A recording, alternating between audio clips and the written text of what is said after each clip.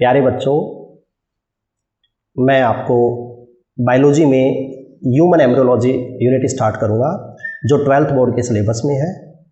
Unit number 8 human embryology. Unit 8 human embryology, मानव भ्रूण की एम्ब्रियोलॉजी लैटिन भाषा का एक शब्द है। एम्ब्रियोलॉजी लैटिन भाषा का शब्द है जो कि दो शब्दों से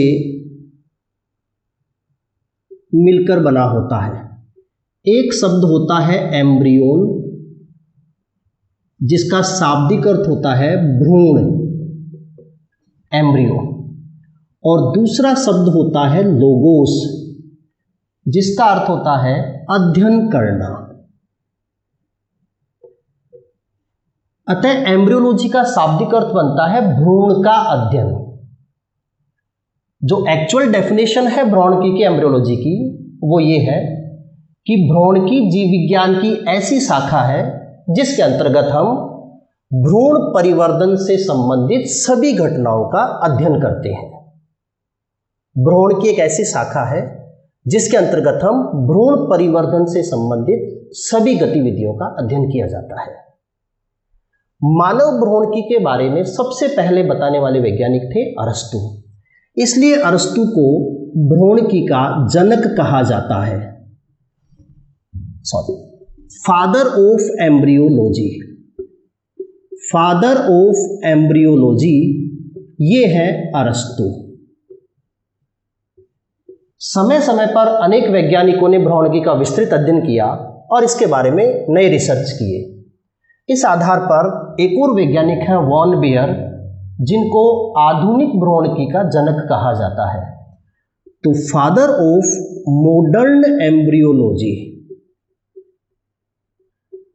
फादर ऑफ मॉडर्न एम्ब्रियोलॉजी है वॉन बेयर। मानव भ्रूणकी में हम कुछ घटनाओं का अध्ययन करते हैं जो अलग अलग चैप्टर में इंक्लूड की गई हैं।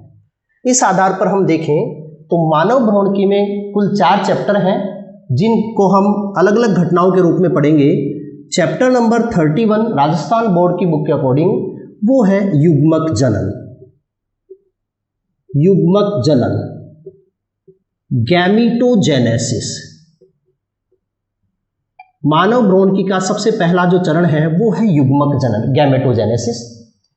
इसी प्रकार चैप्टर नंबर 32 में हम पढ़ेंगे निषेचन, फर्टिलाइजेशन। इसी प्रकार अगला चैप्टर है भ्रूणीय परिवर्धन, एम्ब्रियोनिक डेवलपमेंट।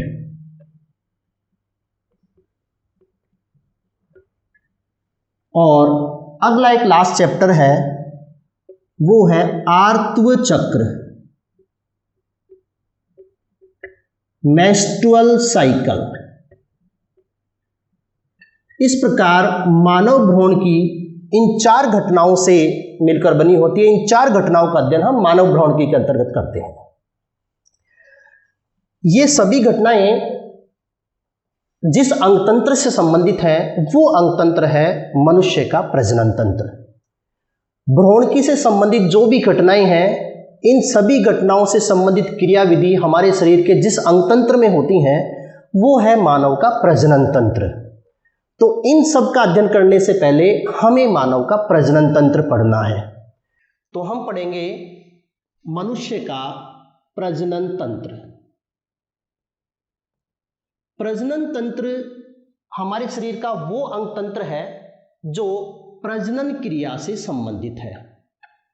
बच्चों, हम जानते हैं कि हमारे शरीर में अलग अलग जैविक क्रियाएं करने के लिए अलग अलग प्रकार के अंग तंत्र पाए जाते हैं।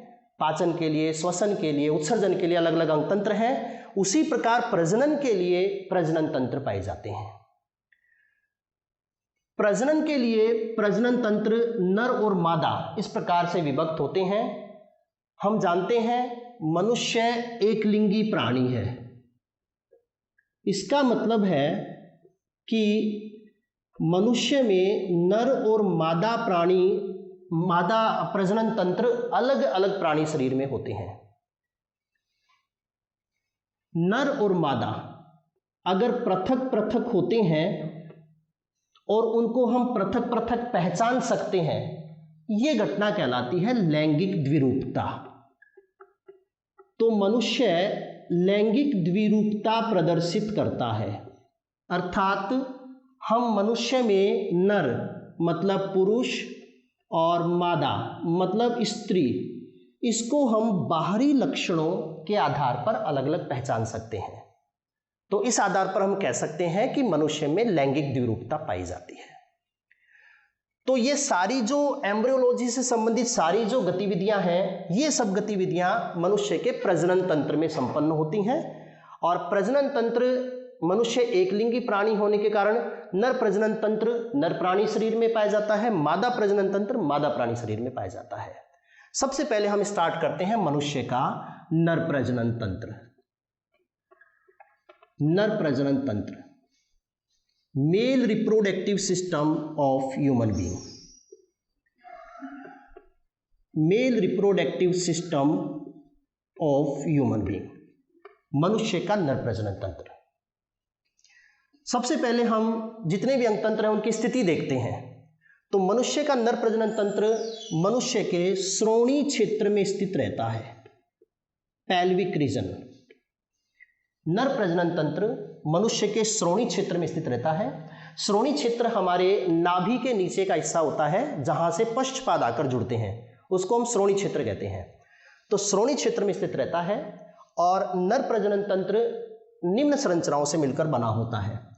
नर प्रजनन तंत्र में प्राथमिक संरचना के रूप में शामिल है एक जोड़ी वृषण, टेस्टिज।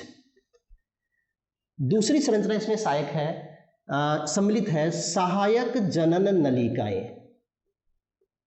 सहायक जनन नलिकाएं, सहायक जनन नलिकाओं में कुछ नलिकाकार संरचना इंक्लूड की जाती हैं, जैसे वृषण जालक, रेटेटेस्टिज, वृषण जालक, अधिवृषण,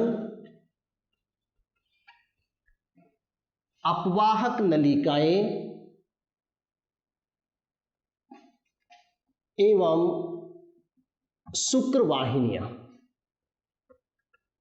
शुक्रवाहिनियां, ये चार संरचनाएं सहायक जनन नलिकाओं में सम्मिलित की जाती है। इसके बाद तीसरा पार्ट है मनुष्य नर प्रजनन तंत्र का बाह्य जननेंद्रिय। और बाह्य जननेंद्रिय के लिए पुरुषों में पाए जाते हैं शीश्न, पेनिस। अगला कंपोनेंट है प्रजनन तंत्र का सहायक जनन ग्रंथियां। सहायक जनन ग्रंथियां ये वो संरचनाएं हैं जो प्रजनन तंत्र से जुड़ी रहती हैं और प्रजनन क्रियाओं में अपनी भूमिका निभाती हैं। ये सहायक जनन ग्रंथियां हैं। पुरुषों में 3 प्रकार की सहायक जनन ग्रंथियां पाई जाती हैं, जैसे शुक्राशय, प्रोस्टेट ग्रंथि